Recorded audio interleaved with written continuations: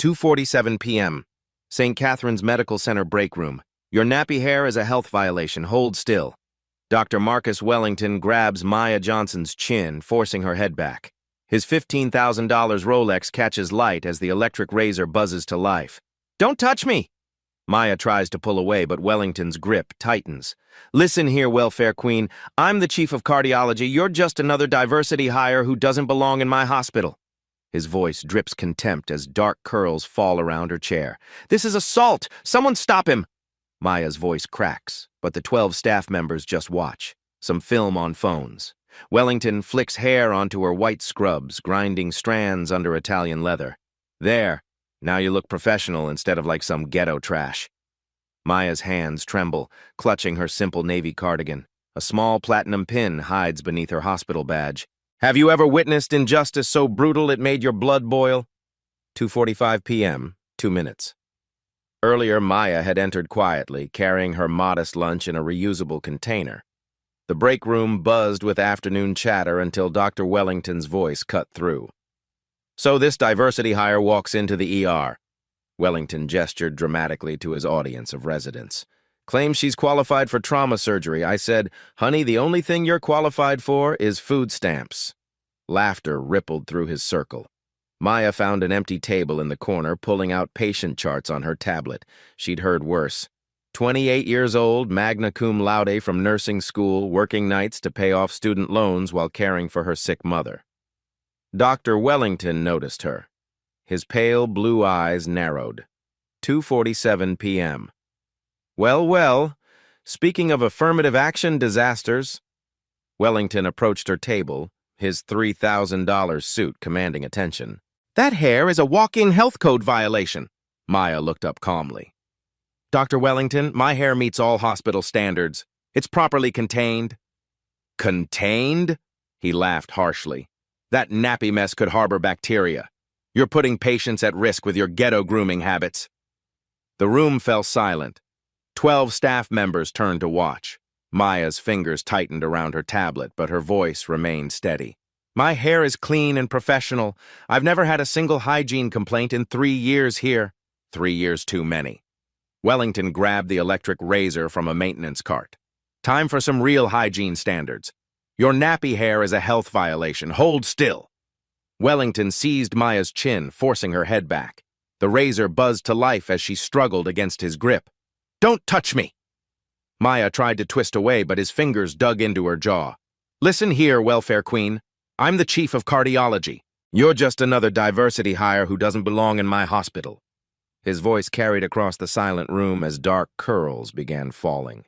"This is assault! Someone stop him!" Maya's plea echoed off the walls, but the witnesses just stared. Some lifted phones to record. Others whispered behind their hands. None intervened. Dr. Sarah Kim, a first-year resident, started an Instagram live stream. "OMG, you guys, you won't believe what's happening at my hospital right now." The viewer count climbed. 23, 67, 156. Wellington continued his work, methodically shaving sections of Maya's hair while she fought back tears. "There we go. Now you look professional instead of like some ghetto trash who wandered in off the streets." He flicked the cut hair onto her white scrubs, then ground the strands under his Italian leather shoes. The sound was deliberate, cruel. Comments flooded Dr. Kim's live stream. Asterisk, "This is literally assault." Asterisk, "Someone call security." Asterisk, "Is this really happening in 2025? Asterisk, "What hospital is this?" The view count hit 312, then 458. Maya's humiliation was going viral in real time. "Please," Maya whispered, her professional composure cracking. "This isn't right." "What's not right," Wellington sneered, "is pretending you belong here. Your kind should stick to cleaning bedpans, not playing doctor with real patients' lives." A nursing supervisor, Janet Martinez, finally entered the room, but instead of stopping Wellington, she approached Maya. "What's all this commotion? Maya, you're causing a scene." Maya's eyes widened in disbelief. "I'm causing a scene? He just assaulted me." "Dr. Wellington is addressing a legitimate hygiene concern," Janet replied stiffly, avoiding eye contact with the live stream cameras. Maya's phone buzzed with a text message. The screen lit up. Board meeting starts in 8 minutes. Dad says don't be late for the 3 p.m. announcement. She quickly silenced the phone, but not before Wellington noticed her checking the time. Somewhere important to be? He mocked. Let me guess. The welfare office closes early? Another text appeared. The press conference is set. Are you ready for today? Maya's heart pounded. She glanced at the wall clock. 2:52 p.m., 8 minutes. As Maya shifted to hide her phone, several items slipped from her cardigan pocket. A first-class boarding pass fell to the floor. The destination was clearly visible. Medical Conference, Geneva. Wellington picked it up, frowning. Where'd you steal this from? Next came a VIP hospital parking permit. Executive-level access only. Then her wallet opened, revealing a Platinum American Express card and what looked like a Harvard Medical School alumni card. But Maya snatched them back before anyone could look closely. Probably fake, Wellington dismissed. You people are always trying to pretend you're something you're not. The live stream viewer count had reached 694. Comments were getting angrier. Asterisk, this doctor should be fired. Asterisk, post the hospital name. Asterisk, #justice for Maya trending now. Wellington stepped back to admire his handiwork. Maya sat with patches of hair missing, tears finally breaking free despite her efforts to maintain composure. Much better, he announced to his audience. Maybe now you'll remember your place in this hospital's hierarchy. Maya's tablet wallpaper briefly became visible as she reached for tissue, a family photo showing her with several people in expensive suits at what appeared to be a hospital groundbreaking ceremony. But the image disappeared too quickly for anyone to study it closely. Her phone buzzed again. 5 minutes until announcement. The board is assembled. Maya stood slowly, brushing hair off her scrubs with as much dignity as she could manage. Her voice was quiet but steady. Doctor Wellington, are you familiar with Section 1557 of the Affordable Care Act regarding discrimination in healthcare settings? Wellington laughed. Save your Google searches for someone who cares, sweetheart. Security. A reluctant security guard approached. Ma'am, I think it's best if you come with me. Maya looked around the room one final time. The live stream was now at 891 viewers. 12 staff members watched her humiliation. Her assailant stood triumphant. She checked her watch, an expensive Cartier that had been hidden under her scrub sleeve. Actually, Maya said quietly, I need to be somewhere in exactly 3 minutes. The platinum pin on her hospital badge caught the light one more time as she gathered her belongings. Most wouldn't recognize it, but it bore the seal of Harvard Medical School's highest academic honor. Time was running out. 2:54 p.m. Maya stood in the doorway, patches of her natural hair scattered across the break room floor like evidence of a crime. Security guard Tom Williams, a heavy-set black man in his 50s, approached reluctantly. Ma'am, please don't make this harder than it needs to be, Tom said quietly. Maya met his eyes. Tom, you've known me for 3 years. Have I ever caused trouble? Tom's jaw tightened. No, ma'am, you haven't. But I got my orders. Wellington smugly adjusted his tie. Finally, someone with sense. Remove this disruption from my hospital. The live stream viewer count climbed steadily. 1,247, 1,502, 1,798. Comments flooded Dr. Kim's screen.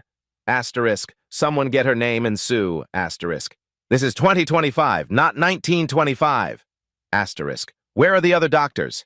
Asterisk, post the hospital address. Dr. Kim adjusted her angle. Guys, I'm documenting the most racist thing I've ever witnessed. Wellington noticed the camera.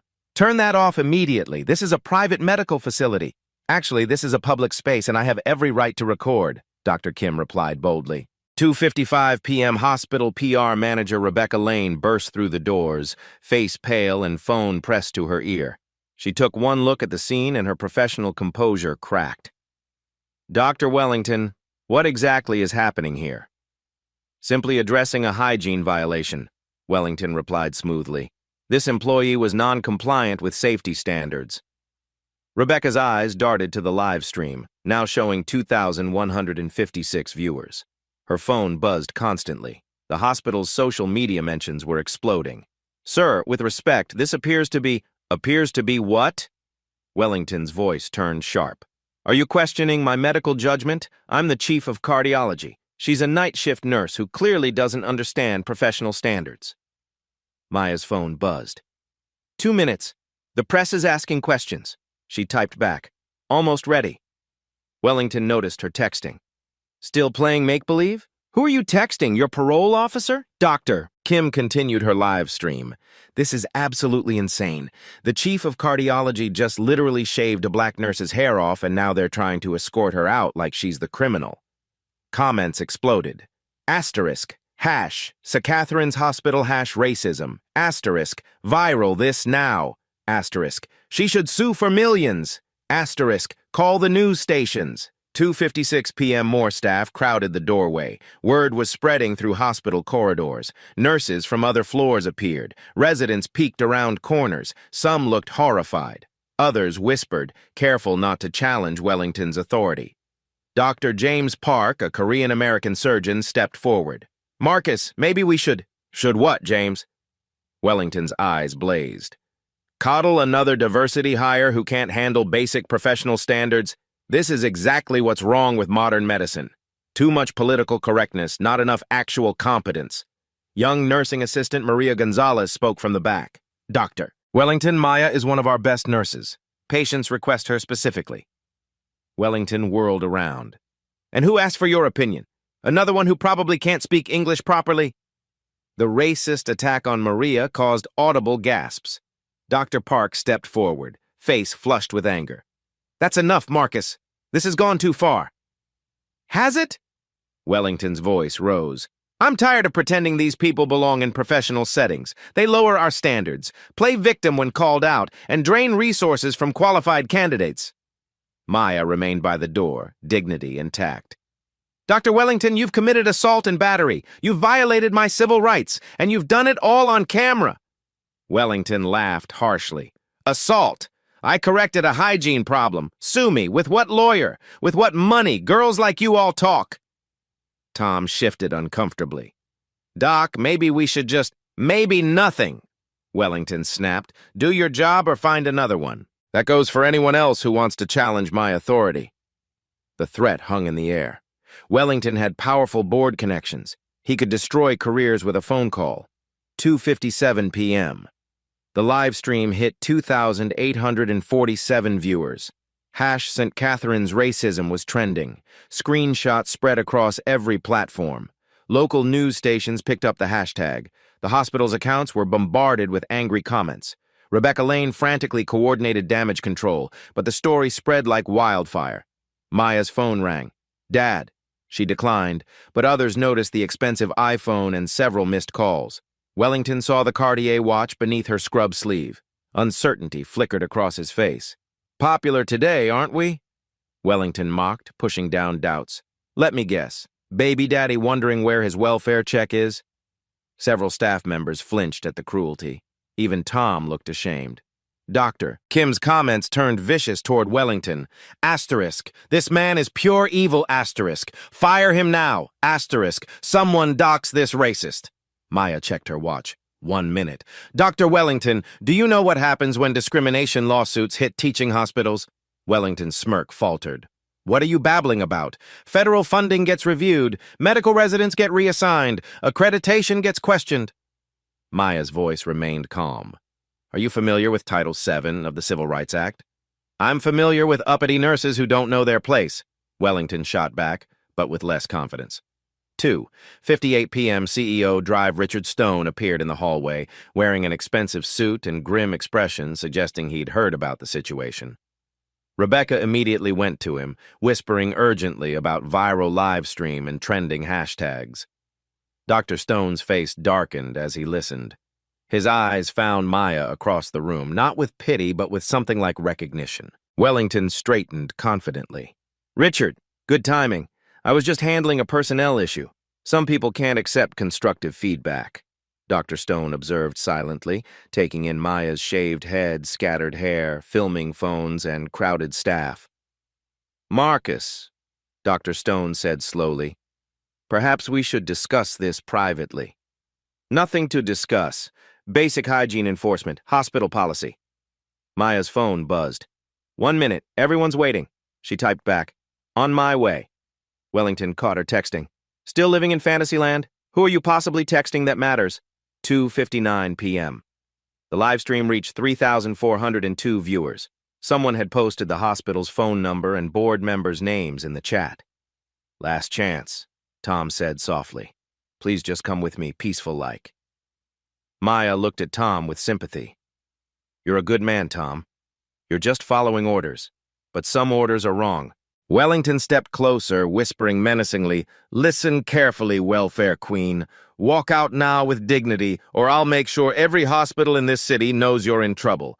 I'll destroy any chance you have of working in healthcare again. Maya met his gaze steadily. Dr. Wellington, are you threatening me? I'm educating you about reality, he replied louder. I have influence, I have power, I have 30 years of connections. You have nothing but attitude. The clock showed 2:59 p.m. Maya's phone rang. She answered the speaker. Maya? Honey, where are you? The voice was warm, authoritative, upper class. I'm handling something, Dad. I'll be right there. Dad? Wellington laughed loudly. Seriously? Some fake daddy calling to save you? What's next? Claiming your royalty? The board is assembled, the voice continued. The press conference starts in 30 seconds. We can't announce the new hospital director without you there. Complete silence. Wellington's face went white. Maya smiled for the first time. Actually, Dr. Wellington, I think it's time you met my father. She walked toward the door. Tom stepped aside automatically. Dr. Wellington, Maya said, turning back, when someone tells you they're going to be somewhere in exactly 3 minutes, maybe you should ask where they're going. The live stream hit 4,127 viewers as Maya headed toward the elevator to the executive conference room. Behind her, Wellington stood frozen. The electric razor fell from his numb fingers, clattering beside the scattered remnants of Maya's hair. 3 p.m., executive conference room, 20th floor. Maya stepped out of the elevator into the marble-floored executive suite. Through floor-to-ceiling windows, the city sprawled below. A mahogany conference table dominated the room, surrounded by 12 leather chairs occupied by St. Catherine's Board of Directors. At the head of the table sat Chairman Robert Johnson, Maya's father. 62 years old, distinguished silver hair, wearing a $5,000 suit that commanded respect. His eyes softened when he saw his daughter's shaved head, but his expression remained professionally neutral. Ladies and gentlemen, Chairman Johnson announced to the room, I'd like you to meet our new hospital director, my daughter, Dr. Maya Johnson. The board members, mostly older white men in expensive suits, turned to study Maya. Several looked surprised at her appearance, but none dared question the chairman's choice. Maya took her seat at the table, pulling out a leather portfolio. Thank you, Dad. Before we begin the press conference, I need to address an incident that just occurred downstairs. She opened her tablet, showing the live stream that was still running. The viewer count had exploded to over 8,000. 20 minutes ago, Dr. Marcus Wellington, our chief of cardiology, physically assaulted me in the break room. He shaved my hair without consent while making racist remarks. The entire incident was broadcast live and is now viral across multiple platforms. 3:01 p.m. break room simultaneously. Back in the break room, Wellington stood frozen as the implications crashed over him. The live stream was still running. Dr. Kim held her phone steady, capturing his pale, sweating face. Did she just say hospital director? Wellington whispered. Dr. Stone stepped into the room, his expression grim. Marcus, you need to come with me now. The CEO's tone left no room for argument. Wellington's legs felt weak as he followed Dr. Stone out of the break room, leaving behind the scattered hair and the watching eyes of 30 staff members. Tom Williams shook his head slowly. 3 years that girl's been working here. 3 years, and she never once acted like she was better than anybody else. 3:02 p.m., executive conference room. Maya continued her presentation to the board. As you can see from the social media metrics, this incident is causing severe reputational damage to our institution. She pulled up real-time statistics on the wall monitor. Asterisk Twitter. St. Catherine's racism trending with 47,000 tweets. Asterisk Instagram. 15,000 posts tagged with #justice. For Maya asterisk. TikTok. Original video shared 23,000 times in 20 minutes, asterisk Facebook. 156 news articles already published. Our hospital's Google reviews have dropped from 4.2 stars to 1.8 stars in the past hour, Maya reported clinically. We've received 847 phone calls, 90% demanding Dr. Wellington's termination. Board member Patricia Westbrook, a sharp-eyed woman in her 70s, leaned forward. Maya, I'm sorry this happened to you. What are you recommending? Maya's voice remained steady and professional. Dr. Wellington committed assault, battery, and violated multiple federal civil rights statutes. But more importantly, his behavior reveals systemic issues that need immediate correction. She clicked to the next slide showing hospital employment statistics. Currently, our physician staff is 78% white male, 12% white female, 7% Asian, and only 3% Black or Hispanic. Our nursing staff shows better diversity, but leadership positions remain overwhelmingly white. Chairman Johnson nodded grimly. What's your proposed solution? Complete overhaul of our hiring, promotion, and disciplinary processes, zero tolerance for discrimination, mandatory bias training for all staff, and immediate termination of Dr. Wellington. 3:03 p.m., CEO's office Dr. Stone closed his office door and turned to face Wellington, who slumped in a chair like a deflated balloon. Marcus, in 30 years of hospital administration, I've never seen anything this catastrophic, Dr. Stone said quietly. Do you understand what you've done? Wellington's voice was barely a whisper. I didn't know who she was. That's exactly the problem, Dr. Stone exploded. It shouldn't matter who she was. You assaulted an employee! You made racist comments on camera! You've destroyed this hospital's reputation! Wellington looked up with desperate eyes. Richard, we've been friends for 20 years. There has to be something. There's nothing! Dr. Stone cut him off. The board is meeting right now. Maya Johnson, the woman whose hair you shaved, is about to become my boss, and the first item on her agenda is your termination. Wellington's face crumpled. My career, my reputation. Should have thought about that before you decided to humiliate someone based on the color of their skin. 3:04 p.m., executive conference room. Maya addressed the board with calm authority. I propose we handle this crisis in 3 phases: immediate response, short-term reform, and long-term systemic change. She clicked to her detailed action plan.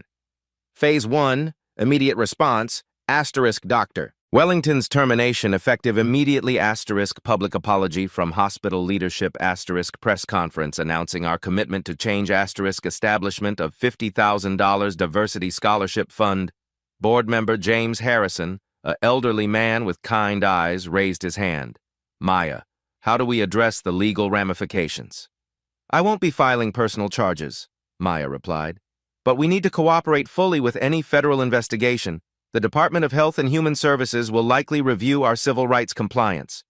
She clicked to the next slide showing financial projections. Phase 2, short-term reform, asterisk hire chief diversity officer within 30 days, asterisk. Implement anonymous reporting system for discrimination, asterisk. Mandatory 40-hour bias training for all staff, asterisk. External audit of hiring and promotion practices, asterisk. Cost $2.3 million over 12 months. Patricia Westbrook studied the numbers. What about our federal funding? We receive $47 million annually in Medicare and Medicaid reimbursements. That's exactly why we need to act decisively, Maya responded. Discrimination violations could jeopardize every federal dollar we receive. The financial risk of inaction far exceeds the cost of reform. 3:05 p.m. Hospital corridors. News of Maya's identity spread through the hospital like wildfire. Staff members gathered in small groups, whispering in amazement. Maya Johnson is the new director? The girl who brings her lunch in Tupperware is about to run this place? She used to help me with my charting when I was struggling. Never acted superior. Wellington picked the wrong person to mess with. In the break room, Dr. Kim was still live streaming to over 12,000 viewers. Guys, this is incredible. The nurse he attacked is actually the daughter of the hospital board chairman. She's about to become the hospital director. Comments flooded in. Asterisk, best plot twist ever. Asterisk, justice is served. Asterisk, she played the long game. Wellington is finished. 3:06 p.m. Executive Conference Room. Maya concluded her presentation with Phase 3, Long-Term Systemic Change, Partnership with Historically Black Colleges for Recruitment, Mentorship Programs for Underrepresented Medical Students, Community Health Initiatives Targeting Underserved Populations, Annual Diversity and Inclusion Audit by External Firm, Goal, 40% Leadership Diversity within 3 years. Chairman Johnson looked around the table. All in favor of Maya's comprehensive plan? 12 hands raised unanimously. Motion carried. Maya, you have the board's full support. Maya stood, her shaved head held high with quiet dignity. Thank you. Now, shall we address the press? She walked to the window overlooking the hospital entrance. Below, news vans were arriving. Protesters had gathered with signs reading "Justice for Maya" and "Fire Racist Doctors." Her phone buzzed with a text from Tom Williams.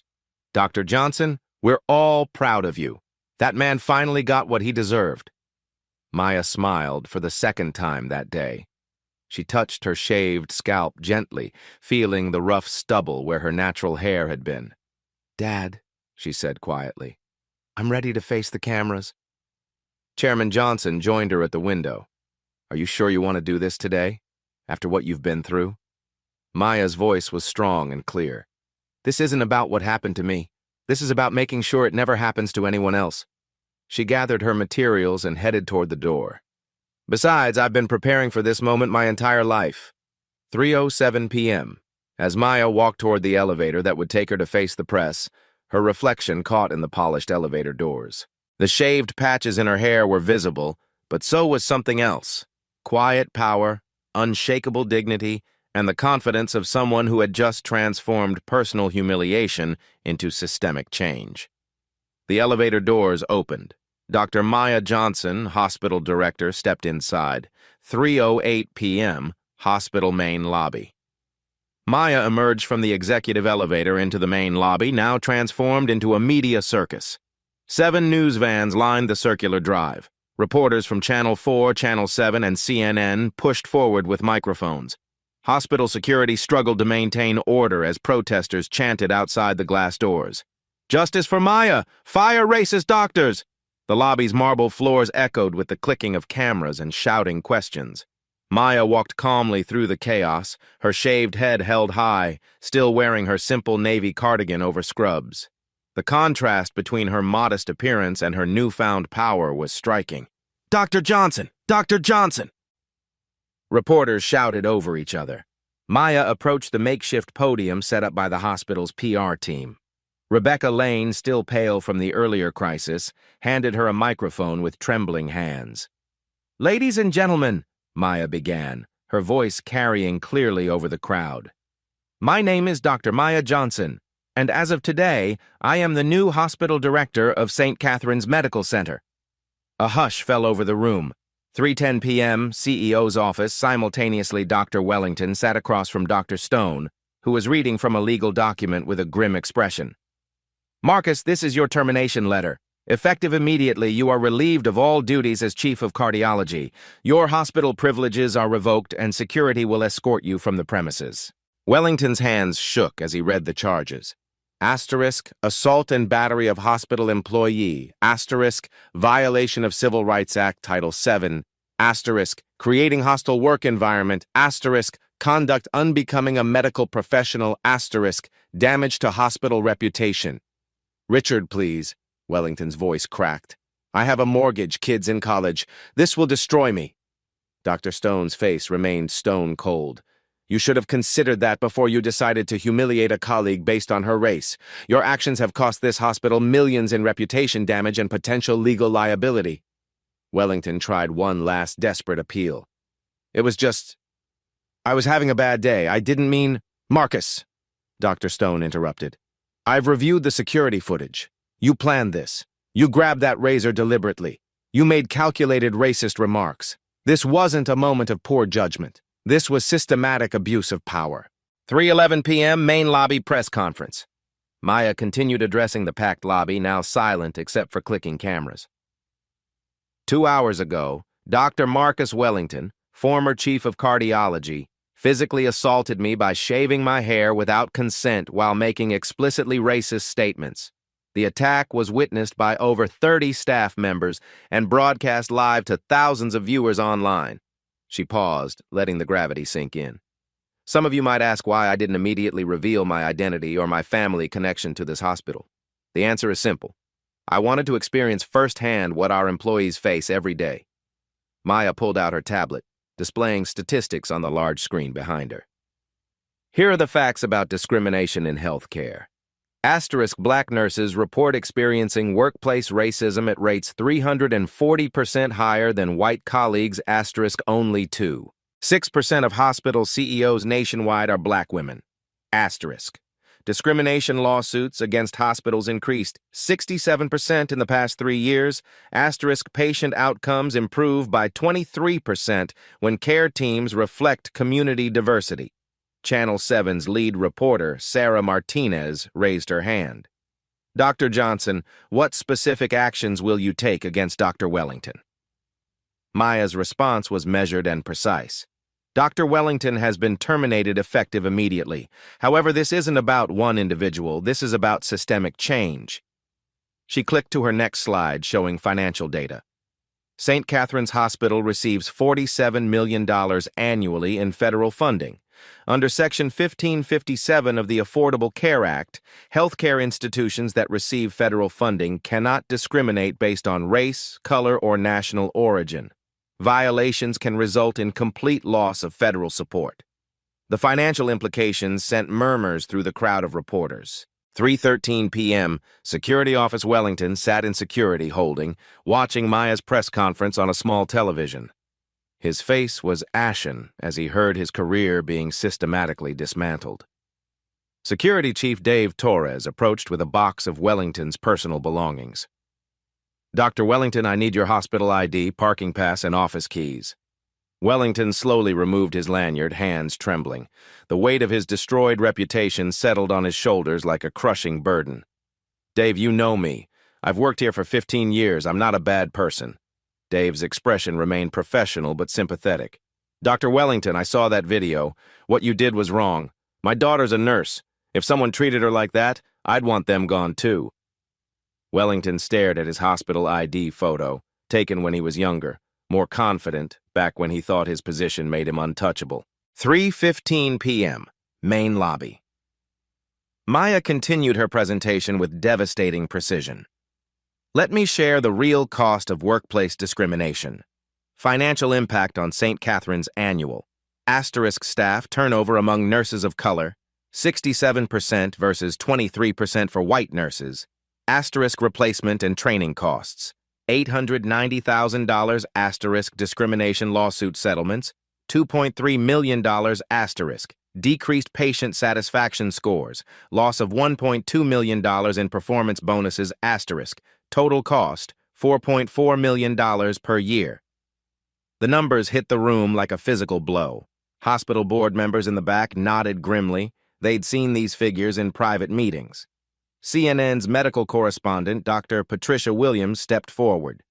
Dr. Johnson, critics might say this incident is being blown out of proportion. How do you respond? Maya's voice remained calm but carried steel underneath. Dr. Williams, when a senior physician physically assaults a colleague while making racist statements and 30 witnesses do nothing to intervene, that's not an isolated incident. That's institutional failure. She clicked to video testimony from hospital staff. Tom Williams, security. I knew it was wrong, but I was afraid of losing my job. Maria Gonzalez, nursing assistant. He called me and others' names before. We just stayed quiet. Dr. James Park, surgeon. I should have stopped it immediately. I was a coward. Maya addressed the camera directly. This is what systemic racism looks like. Not burning crosses or obvious hatred, but everyday humiliation that people accept as normal. 3:17 p.m. Wellington's former office hospital maintenance staff were already removing Wellington's nameplate from his office door. Inside, his medical degrees, awards, and family photos were being packed into boxes. His secretary, Jennifer, worked with red eyes. She'd witnessed Wellington's discriminatory behavior for years, but never spoke up, afraid of retaliation. 15 years, she whispered to herself, gone in one afternoon. Dr. Park appeared in the doorway. Jennifer, how are you holding up? She looked up, tears threatening. Dr. Park, I should have reported his behavior years ago. I kept records. The racist jokes, the comments about those people. I was too scared. Dr. Park sat down across from her. Jennifer, it's not too late. Dr. Johnson will want to see those records. You can still do the right thing. 3:18 p.m., main lobby. Maya moved to her final phase, the ultimatum that would reshape the hospital forever. Effective immediately, St. Catherine's Medical Center is implementing the most comprehensive anti-discrimination program in the country. Phase 1. Immediate actions. Asterisk. Zero tolerance policy. First offense results in suspension. Second offense termination. Asterisk. Anonymous reporting system with external oversight. Asterisk. $100,000 emergency fund for affected employees. Asterisk. Independent civil rights audit beginning next week. She paused for emphasis. Phase 2. Structural reform. Asterisk. All management positions to be 40% diverse within 18 months. Asterisk partnership with Howard University Medical School for physician recruitment. Asterisk mandatory 60 hours annual bias training. Failure to complete results in termination. Asterisk patient advocacy program in 8 languages. The scope of change was breathtaking. Several board members shifted uncomfortably. This was more aggressive than they'd expected. Phase 3. Accountability. Asterisk. Monthly public reporting of diversity statistics. Asterisk. Community Oversight Board with enforcement powers. Asterisk. $2 million annual investment in underserved community health. Asterisk. Personal liability for supervisors who ignore discrimination. Channel 4's anchor Robert Hayes pressed. Dr. Johnson, some physicians might resist these changes. How will you ensure compliance? Maya's response was swift and uncompromising. Any physician who cannot treat colleagues and patients with equal dignity regardless of race has no place in modern medicine. They're welcome to find employment elsewhere. 3:20 p.m., hospital loading dock. Wellington walked slowly toward his BMW, carrying a single box of personal belongings. Security guard Tom Williams accompanied him, maintaining professional distance. Dr. Wellington, Tom said quietly, for what it's worth, I hope you learn from this. Wellington looked back at the hospital where he'd built his career. Through the windows, he could see Maya still addressing the press, systematically dismantling everything he'd thought made him powerful. Tom, Wellington said, his voice hollow, I spent 30 years climbing to the top of this hospital. It took 30 minutes to lose it all. He got into his car and drove away, leaving behind not just his job, but his entire identity. 3:22 p.m., main lobby conclusion. Maya concluded her press conference with quiet authority.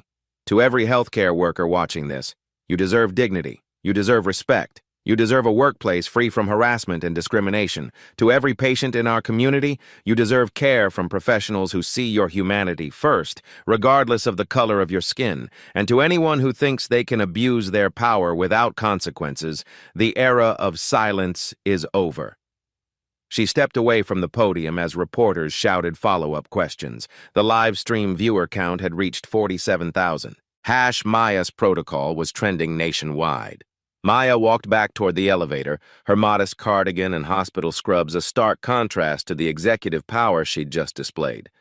As the elevator doors closed, her reflection showed a woman who had transformed personal humiliation into institutional revolution. The quiet power of systematic change had won over the loud abuse of temporary authority. 1 week later, 3:15 p.m., Maya stood in her new corner office, formerly Wellington's domain. The mahogany desk now held patient satisfaction reports and diversity implementation plans instead of golf trophies and medical journal ego pieces. Through floor-to-ceiling windows, she watched news crews finally packing up from the hospital entrance. Her assistant knocked softly.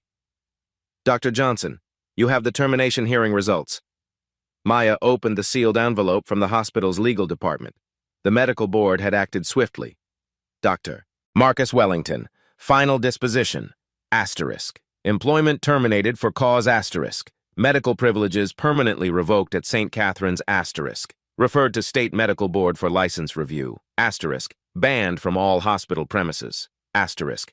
No severance package or benefits continuation asterisk. Public apology required as condition of neutral reference. Maya set the document aside without satisfaction. This was justice, not revenge. 3:20 p.m. Hospital break room, the same location. The break room had been transformed. A large plaque now hung where Wellington had humiliated Maya. Maya's protocol, zero tolerance for discrimination, implemented March 15, 2025. Nursing staff gathered around new diversity training materials. Tom Williams, promoted to Director of Workplace Safety, led the session. This anonymous reporting app goes live today, Tom explained to the mixed group of doctors, nurses, and support staff. Any incident gets investigated within 24 hours by external auditors, not hospital administration. Dr. Kim, the resident who live-streamed the original assault, raised her hand.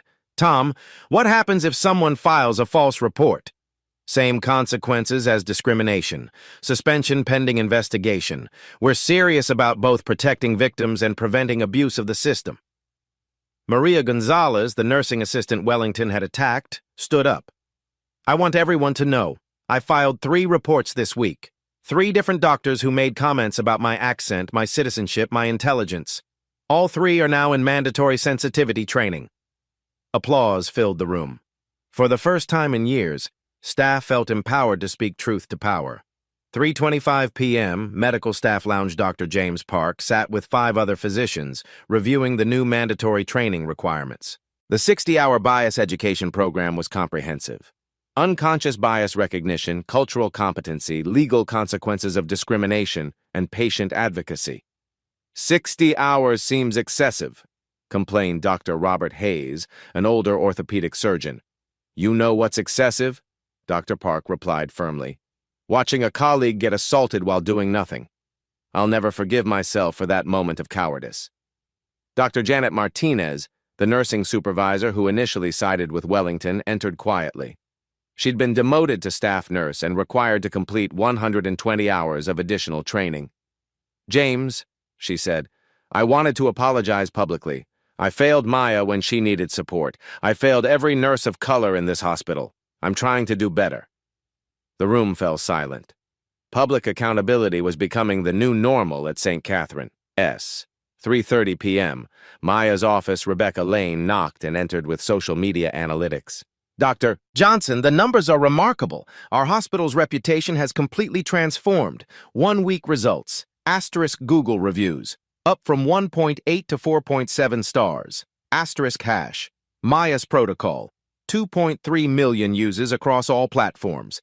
Asterisk job applications from diverse candidates. Up 847%. Asterisk patient satisfaction calls.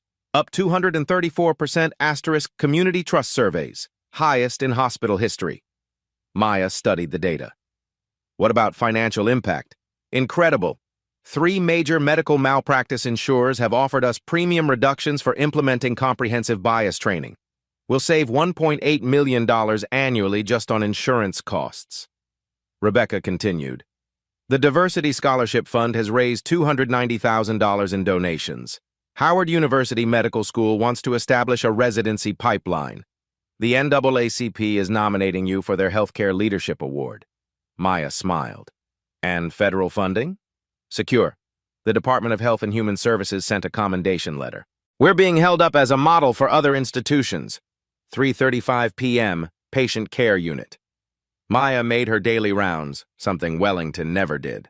She stopped at room 314 where Mrs. Eleanor Washington, an elderly black woman, was recovering from heart surgery.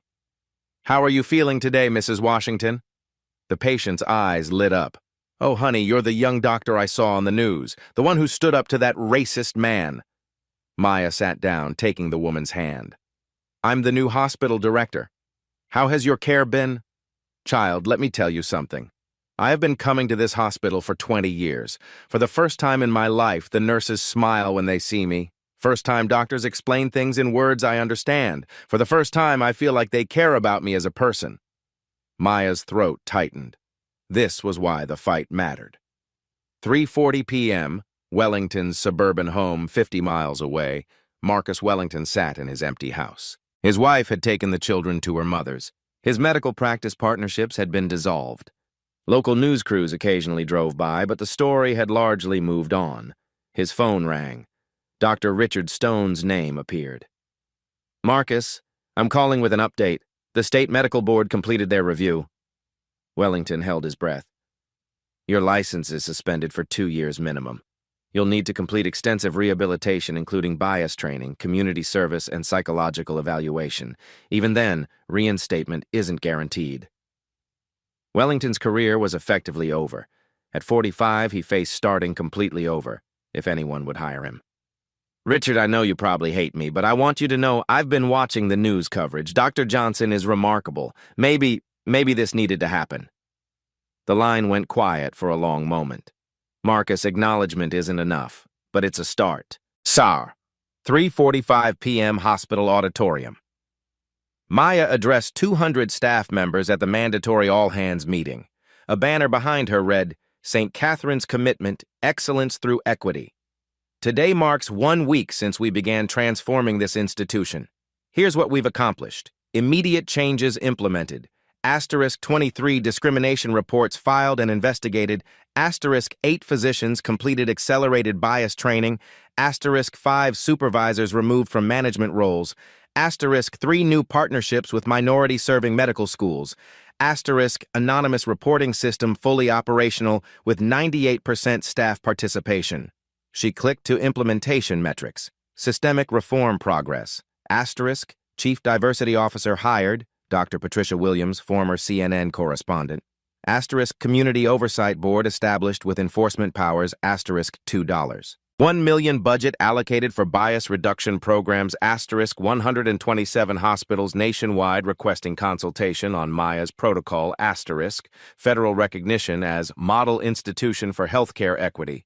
Dr. Park stood up. Dr. Johnson, how do we measure success long-term? Maya's response was precise. 3 metrics matter. Patient outcomes by race must be statistically equal within 2 years. Staff retention among underrepresented groups must match or exceed majority retention. Community trust surveys must show continuous improvement.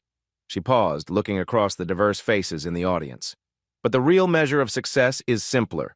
Can every person in this room go to work without fear of discrimination, humiliation, or abuse? Can every patient receive care based on their medical needs rather than the color of their skin? Tom Williams stood and began applauding. The entire auditorium rose in sustained ovation. 3:50 p.m., Maya's office. As the meeting concluded, Maya returned to her office. On her desk sat a handwritten letter. Dr. Johnson, I was one of the residents who watched your assault and did nothing. I was a coward. But watching your transformation of this hospital has inspired me to be better. Thank you for showing us that real power comes from lifting others up, not tearing them down. Dr. Sarah Kim. Maya touched her hair, now growing back in short, natural curls. The physical wound was healing, but the institutional changes would last decades. She opened her laptop to review tomorrow's agenda. Finalizing partnerships with 3 historically black colleges, interviewing diverse medical director candidates, and reviewing patient outcome data by demographic. The quiet revolution continued, one policy change at a time. Outside her window, the sun set over a hospital that had been fundamentally transformed, not through violence or revenge, but through systematic, intelligent reform that proved dignity could triumph over discrimination. **. 1 year later. March 15, 2026, Maya stood at her office window, watching the morning shift change at St. Catherine's Medical Center. Her natural hair had grown into a beautiful crown of curls, a stark contrast to the shaved patches from exactly 1 year ago. On her desk sat 2 items, the original photo of her humiliation and a letter from Harvard Medical School announcing the Maya Johnson Fellowship for Healthcare Equity, funded with a $5 million endowment. Maya had transformed her trauma into triumph. She kept the photograph not as a reminder of pain, but as proof that dignity could emerge from degradation. The assault that was meant to silence her had instead amplified her voice nationwide. That day, I learned that real power isn't the ability to humiliate others, she reflected during a recent interview. Real power is the capacity to transform systems so no one else experiences that humiliation. She used the incident as a teaching tool in every hospital orientation, mentoring young nurses who faced similar discrimination and speaking at medical conferences about unconscious bias. The Maya's protocol had spread like healing medicine across American healthcare. 847 hospitals in 23 states implemented the full program. Workplace discrimination incidents down 67% nationally. Healthcare worker diversity up 234%. $47 million in federal grants awarded to participating institutions. 12,000 medical professionals completed bias training. But Maya measured success differently. Statistics matter, but individual stories matter more, she said. Maria Gonzalez had been promoted to nursing supervisor. Dr. James Park now led the hospital's bias prevention committee. Even Tom Williams had been promoted to director of workplace safety, ensuring no employee would ever stand alone against abuse again. Maya's story had sparked a national conversation about dignity in healthcare. Congressional testimony led to $150 million in federal funding for equity initiatives. International medical journals published her research. The World Health Organization invited her to address bias in global healthcare systems. The girl they thought they could silence became the voice of systematic change, noted a Harvard Business Review case study on her leadership. Maya's approach, using data instead of anger, policy instead of protests, education instead of retaliation, had proven that intellectual solutions lasted longer than emotional responses. Maya's philosophy had become a healthcare industry standard. Treat the system, not just the symptoms. Rather than simply punishing Wellington, she had diagnosed the institutional disease that created him. Rather than seeking personal compensation, she had built systems ensuring future protection for thousands. Revenge would have satisfied my anger for a day, Maya explained to Time magazine. Reform will protect people for decades. Her story proved that preparation meeting opportunities could overcome prejudiced meeting power. Her Harvard education, her father's connections, her strategic thinking, all had converged at the moment she needed them most. Maya's work was far from finished. She now served on boards of 3 major medical schools, consulted with 127 hospitals on implementing equity protocols, and testified regularly before Congress on healthcare discrimination. Wellington had faded into obscurity. His medical license permanently revoked, his career destroyed, his family relationships strained. He had become a cautionary tale rather than a power player. Maya felt no satisfaction in his downfall, only determination that no other healthcare worker would face what she had endured. Maya concluded her Harvard keynote address with a direct challenge. Every person in this auditorium has witnessed workplace discrimination. Every single one. The question isn't whether you've seen injustice, it's whether you've had the courage to stop it. She looked across the packed auditorium of future healthcare leaders. To every medical student here, you'll encounter bias in your career. When you do, remember that silence is complicated. Speak up, act up, stand up, stand. To every practicing physician, your colleagues are watching how you treat people who look different from you. Be the example that proves excellence comes in every color. To every healthcare administrator, your policies either protect dignity or enable discrimination. Choose carefully. Maya stepped away from the podium to thunderous applause, but her final words carried over the ovation. Have you witnessed workplace injustice and stayed silent? Share your story in the comments. Your voice matters. Your courage can change everything. Asterisk, asterisk. If Maya's story inspired you, share this video with 3 colleagues who need to see that quiet strength can transform entire systems. Asterisk, asterisk. Subscribe to Black Tales Stories for more accounts of everyday heroes creating extraordinary change through intelligence, dignity, and determination. Asterisk, asterisk. Join our community of viewers who believe in systemic change over silence. Together, we can ensure that dignity wins over discrimination every time. Asterisk, asterisk. The quiet revolution continued, one shared story at a time.